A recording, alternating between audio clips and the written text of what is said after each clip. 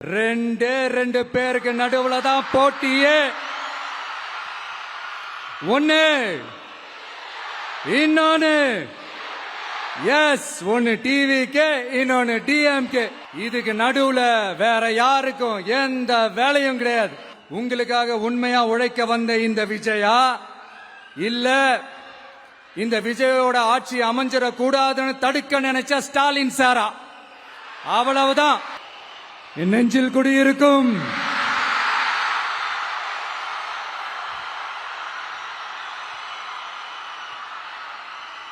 தமிழக மக்கள் உங்கள் அனைவருக்கும் என்னுடைய வணக்கமும் என்னுடைய நன்றிகளும். குறிப்பா திருச்சி கிழக்கு தொகுதி மக்கள் உங்கள் அனைவருக்கும் என்னுடைய ஸ்பெஷல் வணக்கமும் ஸ்பெஷல் நன்றிகளும். இதை நான் ஏன் இப்படி சொல்றேன்னா, என்னை இப்போ பெரம்பூர் தொகுதி எம்எல்ஏன்னு தான் சொல்லுவாங்க. பட் ஆனா அது எலெக்ஷன் கமிஷனோட அந்த சட்ட விதிகளுக்கு மட்டும்தான் அப்படி. ஆனா என்னை பொறுத்த வரைக்கும், தமிழ்நாட்டை பொறுத்த வரைக்கும், தமிழ்நாட்டுக்கு எப்படி திருச்சி ஒரு இதயம் மாறியோ, அந்த மாதிரி என்னோட இதயத்துக்கு திருச்சி கிழக்கு தொகுதி மக்களும் ரொம்ப ரொம்ப ரொம்ப க்ளோஸ் தான். அதுல எந்த மாற்றமும் கிடையாது. சரிங்களா?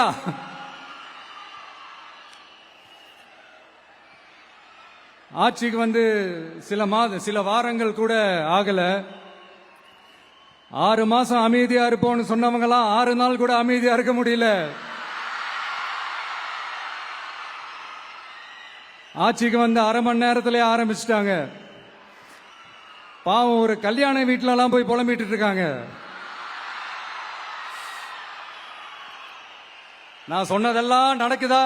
1 by 1 எல்லா புலம்பல்ஸும். அது மாதிரி இத்தனை வருஷமா மாத்தி மாத்தி உங்களை ஏமாத்திக்கிட்டு இருந்த இந்த 2 பேரையும் வேண்டாம்னு சொல்லி ஒதுக்கிட்டு உங்களுக்காக உண்மையா உழைக்க வந்த உங்க விஜய,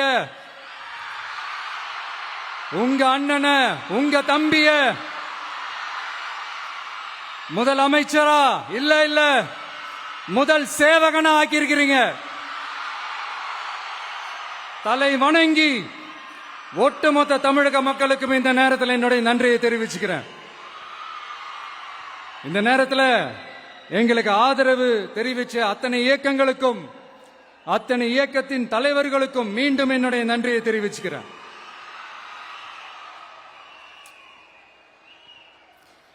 புரட்சி தலைவர் எம்ஜிஆர் அவர்களுடைய முதல் தேர்தலில் கூட இந்த அளவுக்கு ஒரு ஓட் பர்சன்டேஜ் வாங்கல அப்படின்ட்டு நிறைய பேர் சொன்னாங்க.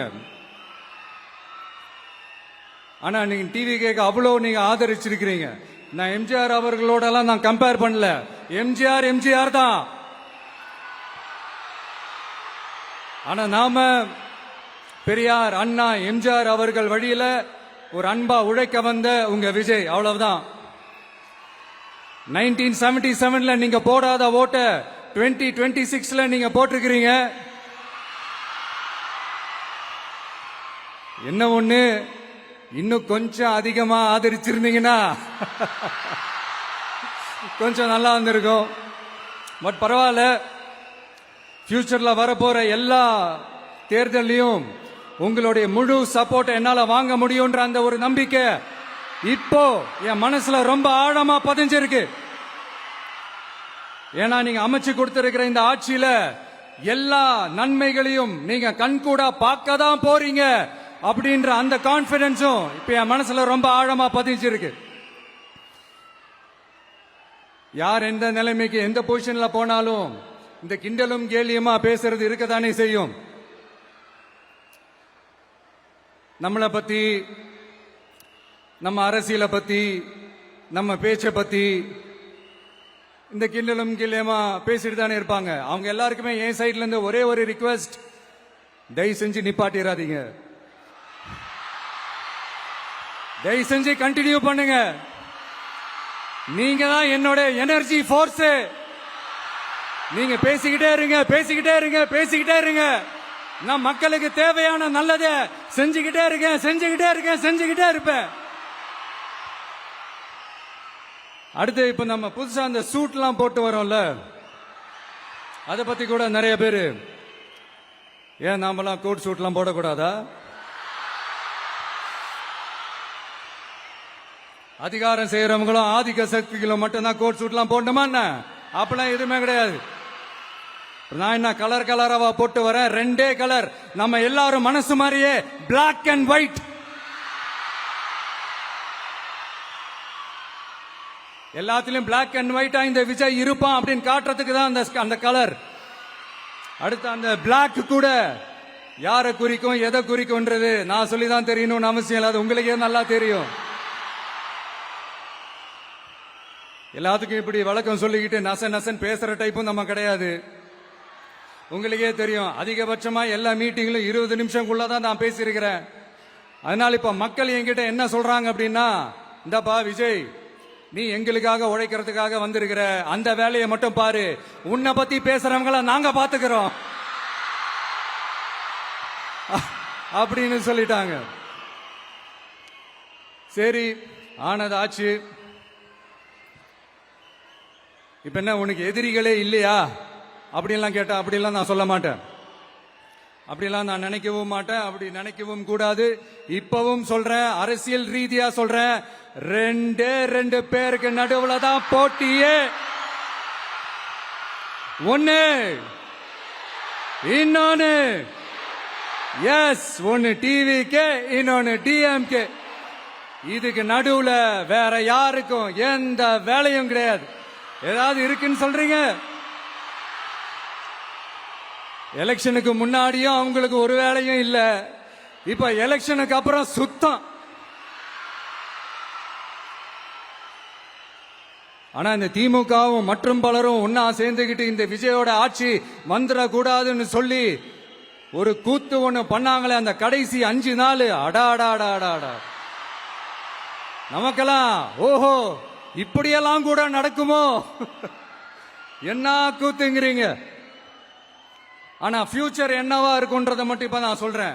உங்களுக்காக உண்மையா உழைக்க வந்த இந்த விஜயா, இல்ல இந்த விஜயோட ஆட்சி அமைஞ்சிடக்கூடாதுன்னு தடுக்க நினைச்ச ஸ்டாலின் சாரா, அவ்வளவுதான். இதுக்கு நடுவுல வேற யாரும் எந்த அல்லு சில்லும் உள்ள வந்து நம்மளை தடுக்கிறதோ எதிர்க்கிறதோ ஏதாவது பண்ணாங்கன்னா நிர்வாகம் அதுக்கு பொறுப்பில்லை ராஜா, நிர்வாகம் அதுக்கு பொறுப்பில்லை. ரிசல்ட் என்னவா வரும்ன்றது அது உங்களுக்கே நல்லா தெரியும். நம்மளை ஏளனமா பேசுறதா நினைச்சு அவங்களுக்கு ஆப்பு வச்சுக்கிறாங்க. திமுக நம்மளை தடுக்க, திமுக நம்மளை எதிர்க்க, திமுக நம்மளை அவமானப்படுத்த அத்தனையும் நமக்கு நன்மையே.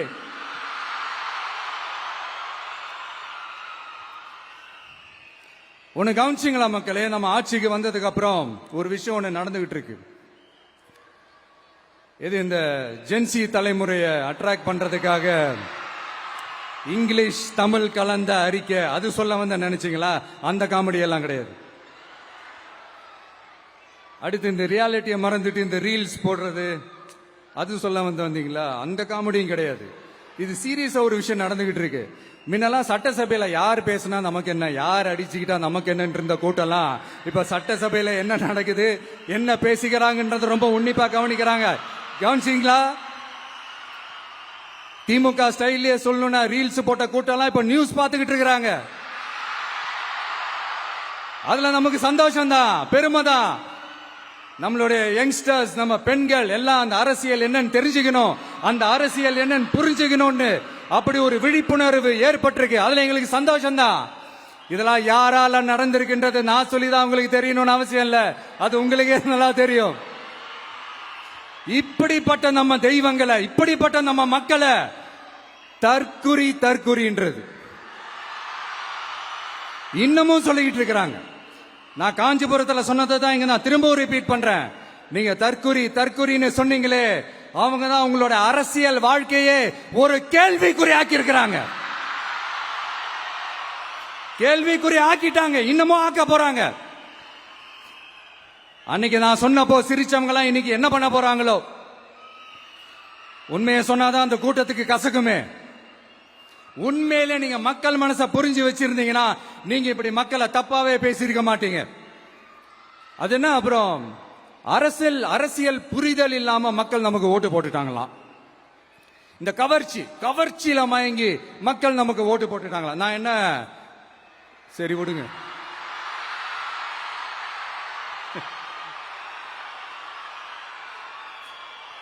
மக்கள் அவங்களுக்கு ஓட்டு போட்டா அந்த மக்கள் நல்லவங்களாம், அதே மக்கள் நமக்கு ஓட்டு போட்டா அந்த மக்கள் கெட்டவங்களா? தற்குறியா? இதே மக்கள் தான் இத்தனை வருஷமா உங்களுக்கு ஓட்டு போட்டுட்டு இருந்தாங்க. உங்களுக்கு மட்டும் என்ன, வேற ஏதாவது பிளானட்ல இருந்து குதிச்சு ஓட்டு போட்டு போனாங்களா? தற்குறியாமா? தற்குறி நல்லா வருது, வேணான்னு பாக்குறேன். எங்க அண்ணன் விஜயகாந்த் அண்ணன் சொல்ற மாதிரி, அண்ணா அவர்கள் ஆரம்பிச்ச கட்சிய ஒரு அடிமை கூடாரமா ஆக்குனது யாருங்க சார்? இப்படி எல்லாம் ஆக்கிட்டு உண்மையை சொல்லு உடன்பிறப்பேவா. உங்களோட அந்த உண்மையான உடன்பிறப்புக்கெல்லாம் என்ன சொல்றாங்க தெரியுமா சார்? திமுக இப்படி ஆனதுக்கு காரணம், அந்த காரணத்தை வெளியில எல்லாம் போய் தேடாதீங்க, உங்க குடும்பத்துக்குள்ளேயே கேளுங்கிறாங்க. உங்களுக்காக மாடா உழைச்சி தேஞ்சு போய் கிடக்கிறோம். திமுக இப்படி ஆனதுக்கு காரணம் உழைக்காம சொகுசா இருக்கிற உங்க குடும்பத்துக்குள்ளேயே போய் கேளுங்கிறாங்க. ஒவ்வொரு திமுக தொண்டனும் அதை சொல்றாங்க. அதை புரிஞ்சுக்காம நம்மளையும் நம்ம மக்களையும் தப்பா பேசிக்கிட்டு, நீங்க மக்களை தப்பா பேசுனீங்கன்னா இந்த விஜய் வந்து கேள்வி கேட்பான், சும்மா இருக்க மாட்டான். இந்த விஜயும் தமிழ்நாட்டு மக்களும் வேறு வேறு இல்லை.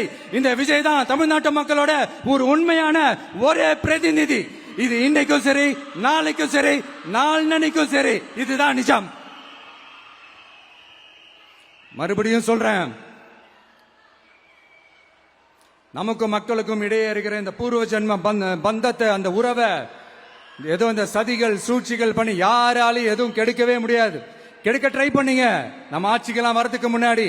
என்ன சதிகள், என்ன சூழ்ச்சிகள், என்னென்னலாம் பண்ணி எப்படி எப்படியெல்லாம் தடுத்துடலான்னு. ஆனா இப்ப ஆட்சிக்கு வந்த இந்த சாமானிய மக்கள் ஆட்சிய நீங்க இந்த எதிர்கட்சியா இருக்கும் போது ஒண்ணு யூஸ் பண்ணுவீங்கல்ல, இந்த பழைய டெக்னிக், அதெல்லாம் யூஸ் பண்ணி நம்மளையும் மக்களையும் பிரிச்சலாம்னு நினைச்சீங்கன்னா அது ஒரு காலம் நடக்காது. மக்கள்லாம் ரொம்ப தெளிவாயிட்டாங்க சார், ரொம்ப தெளிவாயிட்டாங்க. அதனால ஒரு ஆக்கப்பூர்வமான ஒரு எதிர்கட்சியா செயல்பட்டு மக்கள் மனசை வெல்ல பாருங்க. இந்த கடைசி லாஸ்ட் 1 மந்தா நடந்த ஒரு சில விஷயங்கள் உங்ககிட்ட நான் ஷேர் பண்ணணும்னு ஆசைப்படுறேன். இந்த 200 யூனிட் மின்சாரம், கட்டணமில்லா மின்சாரம் அறிவிச்சோம். அதுல ஆல்ரெடி இருந்த 100 யூனிட் திமுக கொடுத்தது கிடையாது. மேடம் ஜெயலலிதா மேடம் இருந்தப்போ செஞ்சுட்டு போனது. ஸ்டாலின் சார் பதவி போன அந்த கடுப்புல அறிக்கையா விட்டு தள்ளிக்கிட்டு இருக்கிறாரு. என்ன பண்ணீங்க உங்களுடைய ஆட்சியில? மக்கள் பணத்தை, டாஸ்மாக்ல இருந்து அடிச்ச அந்த பணத்தை, ஊழல் செஞ்ச அந்த ஃபைல க்ளோஸ் பண்றதுக்கு அலையா அலைஞ்சிங்க. ஆனா இந்த விஜய் மக்களுக்கு தொந்தரவா இருக்கிற அதே டாஸ்மாக க்ளோஸ் பண்ணா. விவசாயிகளோட அந்த கடனை தள்ளுபடி மேக்சிமம் இந்த 1 மந்த்ல என்ன செய்ய முடியுமோ அதை செஞ்சான். நீங்க தான் அந்த நிதி சம்பந்தமா இருக்கிற எல்லா கேட்டையும் லாக் பண்ணி வச்சுட்டு போயிருக்கிறீங்க. அதை சரி செய்ய வேணாமா? அதை ஒழுங்குபடுத்த வேணாமா? அதனால மறுபடியும் சொல்றேன், இந்த விஜய் பொய் சொல்லி ஏமாத்துறதுக்காக அரசியலுக்கு வரல. உங்க கூடவே நிக்கிறதுக்காக மட்டும்தான் அரசியலுக்கு வந்திருக்கிறேன். அதுல எந்த மாற்று கருத்துமே கிடையாது. கவலையப்படாதீங்க விவசாய பெருமக்களே. அடுத்து இந்த சட்டம் ஒழுங்கு, அது சரியில்லை இது சரியில்லைன்னு சொல்லி திமுகவும் மற்றும் பலரும் மாறி மாறி கூவுறீங்க. நான் ஒண்ணு கேட்கிறேன், இந்த மாடல் அரசுன்னு சொல்றீங்களே, அதுல என்ன செஞ்சு வச்சுட்டு போயிருக்கீங்க? ஒரு ஊரு விடாம, ஒரு தெரு விடாம போதை பொருள் கலாச்சாரம் அப்படியே ஸ்ப்ரெட் ஆகி கொட்டி கிடக்குது. அது அப்பவே இனிஷியல் ஸ்டேஜ் அதை நீங்க கண்ட்ரோல் பண்ணிருந்தீங்கன்னா இத்தனை பெண் குழந்தைகளை, இத்தனை பெண்களை இழக்க வேண்டிய ஒரு சூழ்நிலை ஏற்பட்டிருக்குமா? எல்லாத்தையும் பண்ணிட்டு பழிய தூக்கி ஏன் மேல போடுறாங்க. நீங்க என்ன பழி நம்ம மேல போட்டாலும் மக்கள் நிம்மதியா வாழக்கூடிய அந்த செயலை கண்டிப்பா இந்த விஜய் செஞ்சுதான் காட்டுவான். அதுக்காக தான் எஃபிஷியன்டான போலீஸ் ஆபீசர்ஸ் நான் அப்பாயிண்ட் பண்ணியிருக்கிறேன். எஃபிஷியன்டான அந்த போலீஸ் ஆபீசர்ஸ் டீம் நான் அப்பாயிண்ட் பண்ணியிருக்கிறேன். பெண்கள் பாதுகாப்பான அந்த சிங்க பெண் காவல் படை நெக்ஸ்ட் வீக் அதை இனாகரேட் பண்ண போறோம். தப்பு செஞ்சவங்களுக்கான தண்டனை, அதுக்கான சார்ஜ் ஷீட் எல்லாமே ரொம்ப ஃபாஸ்டா ரொம்ப ஸ்பீடா செய்யறதுக்கான அந்த வேலையை செய்ய சொல்லி இருக்கிறோம். கோர்ட்ல கூட தப்பு செஞ்சவங்களுக்கான அந்த கடுமையான தண்டனை வாங்கி கொடுக்கறதுக்கான அந்த வேலையையும் ரொம்ப சீக்கிரமா செய்ய சொல்லி இருக்கிறோம். அதனால நீங்க என்ன பழி நம்ம மேல போட்டாலும் உண்மையா உறுதியா மக்களுக்கு தேவையான எல்லா விஷயங்களையும் இந்த விஜய் செஞ்சு தான் காட்டுவான். இப்படி எல்லாம் நம்ம சொல்றதுனால இவங்க என்ன சொல்லுவாங்க தெரியுமா? அவங்க தான் ஆட்சியிலே இல்லையே, அப்புறம் ஏங்க அவங்கள குறை சொல்றீங்க அப்படின்னு கேட்பாங்க. வேர்ல வெந்நிய ஊத்திட்டு போனவங்கள வெளிச்சம் போட்டு காட்டாம பின்ன வேற என்ன சொல்லுவாங்க? இதெல்லாம் மக்கள் கிட்ட நம்ம தெளிவா எடுத்து சொல்லணும் இல்லையா? அதுக்காக தான் இதெல்லாம் சொல்லிட்டு இருக்கிறேன். நம்ம மக்களுக்காக இவ்வளவு வேலை பார்க்கிறோம், ஆனா இவங்க அதையெல்லாம் விட்டுட்டு குதிரை பேரம் பண்றாரு, அது பண்றாரு, இது பண்றாருன்னு சொல்லிட்டு தப்பா கதையெல்லாம் அடிச்சு விட்டுக்கிட்டு இந்த தீய சக்தியும் தீந்து போன சக்தியும் அதாங்க திமுகவும் மற்றும் பலரும் ஒன்னா சேர்ந்துகிட்டு திருட்டுத்தனமா யாருக்கும் தெரியாம ஒரு ஓரமா மூலையில உட்கார்ந்துட்டு பேரம் பேசி கூட்டு சேர்ந்து ஆட்சி அமைச்சு கொள்ளையடிக்க திட்டம் போட்டாங்க. அது ஏன் தெரியுமா? உங்களோட இந்த டிவிக்கு ஆட்சி அமைஞ்சா அவங்க பொழப்பே போயிடும். அந்த கொள்ளையடிக்கிறது, லஞ்சம், ஊழல் எல்லாமே கத்தம் கத்தம். அதான் இந்த காரணம். அடுத்து ஸ்டாலின் சார், திமுக வந்து இப்போ தீய சக்தி மட்டும் இல்ல, மக்களை விட்டு ரொம்ப தூரமா போன தூர சக்தி, ஓர சக்தி, கோர சக்தி, பார சக்தி. நீங்க எப்போ இந்த தீந்து போன சக்தியோட நீங்க கூட்டு சேர்ந்துகிட்டு ஆட்சி அமைக்கணும்னு நினைச்சீங்களோ அப்பவே இந்த திமுக தூர்ந்து போன சக்தியாகவும் ஆயிடுச்சு. நீங்களாம் நம்மளை பத்தி அவதூறு பேசலாமா சார்? இது நியாயமா? மக்களை இவ்வளவு பெரிய மக்கள் சக்தி நம்மளோடு இருக்கும் போது நமக்கு எதுக்கு வேற அரசியல்? எலெக்ஷன்ல 50-60 வருஷமா இருந்த சாதிய உடைச்சிருக்கிறோம், மதத்தை உடைச்சிருக்கிறோம், காசு கொடுத்து ஓட்டு வாங்கறத உடைச்சிருக்கிறோம். நாம எது செஞ்சாலும் கான்ஸ்டிடியூஷன்ல தான் செய்வோம். நாம சிங்கிள் மெஜாரிட்டி வாங்கி இருந்தாலும் நம்மள நம்பி முறையா கூட்டணியில கட்சியில ஆதரிக்க வர்றவங்களை அரவணைச்சு தான் இருப்போம். நான் இப்பவும் மீண்டும் டிக்ளேர் பண்றேன், டிவிகே ஆட்சி எந்த பாகுபாடும் இல்லாம எல்லாருக்குமான ஒரு ஆட்சியா தான் இருக்கும். அதுல எந்த மாற்றமும் கிடையாது. ஸ்டாலின் சார் மாதிரி ஊசலாட்டம் இருக்கவே இருக்காது. மதச்சார்பற்ற கொள்கையில சமரசமே இல்லை. மாநில உரிமைகள்ல விட்டு கொடுக்கவே மாட்டோம். நதி நீர் உரிமைகளை விட்டு கொடுக்கவே மாட்டோம். சமூக நீதி, சம நீதிய, சமத்துவ நீதிய ஒரு நாளும் விட்டு கொடுக்கவே மாட்டோம். அதனால திருச்சி கிழக்கு தொகுதி மக்களே, தமிழ்நாட்டில் இருக்கிற 234 தொகுதியும் நம்ம தொகுதி தான். அதுல எந்த கட்சி ஜெயிச்சிருந்தாலும் அது நம்ம தொகுதி தான். பெரம்பூரா இருக்கட்டும், திருச்சி கிழக்கா இருக்கட்டும், எனக்கு 2 கண்கள் மாதிரி. அதுலயும் திருச்சி கிழக்கு என் செல்லப்புள்ள மாதிரி. அதனால வரப்போற இடைத்தேர்தல்ல உங்க வீட்டில் இருக்கிற ஒருத்தரை, உங்கள ஒருத்தரை தான் வேட்பாளரா நிக்க வைக்க போறோம். நீங்க எப்படி இந்த விஜய்க்கு ஆதரவு கொடுத்து ஓட்டு போட்டு ஜெயிக்க வச்சீங்களோ அதே மாதிரி வரப்போற இடைத்தேர்தல்ல உங்களுடைய அந்த வேட்பாளரையும் ஜெயிக்க வைப்பீங்கன்ற அந்த ஒரு நம்பிக்கை நான் முழுமையாக தான் நம்புறேன். உங்களுக்காக உழைக்க வந்திருக்கிறேன். உங்களுக்காக எல்லா விஷயத்தையும் நான் பார்த்து செய்வேன். ஊழல் இல்லாத, லஞ்சம் இல்லாத ஒரு ஆட்சியை நான் கொடுப்பேன். I understand. ஒரே நாள் அது நடக்காததான், மேஜிக் இல்ல. பட் ஒரு நாள் அதை நான் நடக்க வைப்பேன். எனக்கு இப்ப வேற எந்த வேலையும் இல்ல உங்களுக்காக உழைக்கிறத தவிர. என் கடன் இனி என் மக்களுக்கு பணி செய்து கிடைப்பதே. மீண்டும் என்னை ஜெயிக்க வச்ச தமிழக மக்களுக்கும் திருச்சி கிழக்கு தொகுதி மக்களுக்கும் மீண்டும் என்னுடைய நன்றியை தெரிவிச்சுக்கிட்டு கான்பிடண்டா இருங்க, நல்லதே நடக்கும், வெற்றி நிச்சயம். மீண்டும் சந்திக்கும் வரை நன்றி, வணக்கம்.